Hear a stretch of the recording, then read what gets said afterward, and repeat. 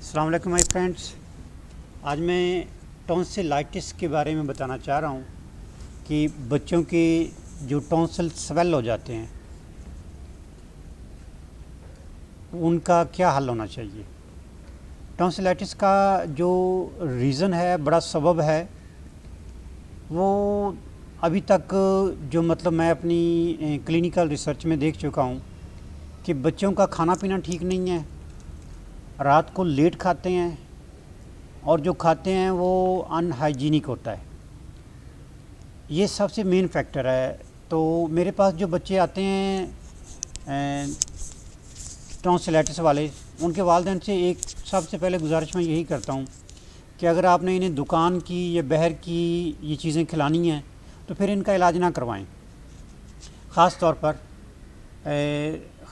یہ چپس، آلو کے چپس، یہ بہت زیادہ نقصان دہ بچوں کے لیے، کیونکہ فرائی آئٹم کوئی بھی ہے تو وہ بچوں کے لیے بہت زیادہ نقصان دہ ہے.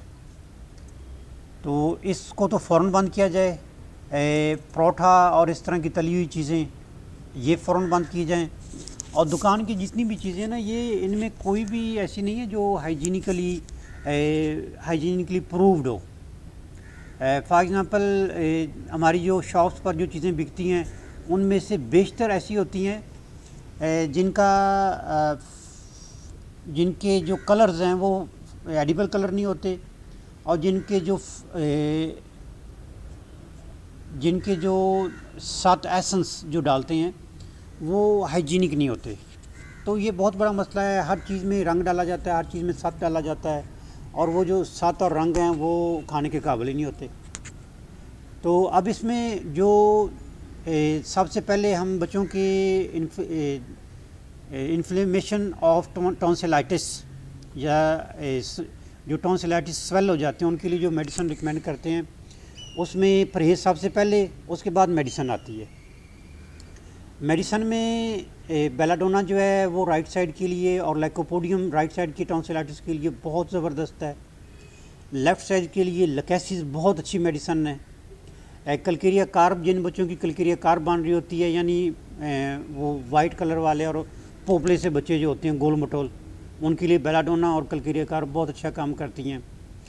ان میڈیسن کے علاوہ جو سب سے امپورٹنٹ چیز ہے جو بہت افیکٹو ہے، مجھے ذاتی طور پر 6 سال ٹونسلائٹس رہے ہیں، تو میں جو اینڈ پر جو اس کا میں نے علاج کیا وہ یہی تھا کہ سادہ نمک NaCl جو ہمارے گھر کا عام نمک ہوتا ہے، نمک جو ہے اس کے غرارے جو ہیں وہ ذرا مشکل ہو جاتے ہیں، اور بچوں کو وہ بسا اوقات اندر سے خراش پیدا کرتے ہیں.